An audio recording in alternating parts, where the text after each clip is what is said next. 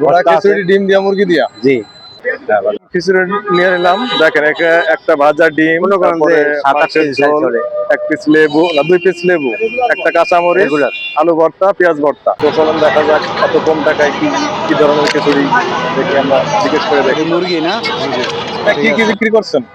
ও বোনা খিচুড়ি ডিম দিয়া মুরগি দিয়া মানে মুরগি দেওয়া কত ডিম? মুরগি দিয়া 80 টাকা। মুরগি দেয়া রাতে 10টা থেকে সারা রাত। হ্যাঁ সারা রাত। সারা রাত বিক্রি। এই যে মুরগি খিচুড়ি 80 টাকা, এত কম টাকা বিক্রি করে পোষায় আপনার?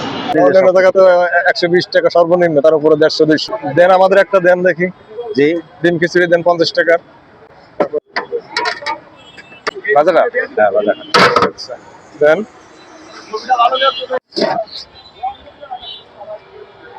আর কি আলু ভর্তা? আলু ভর্তা।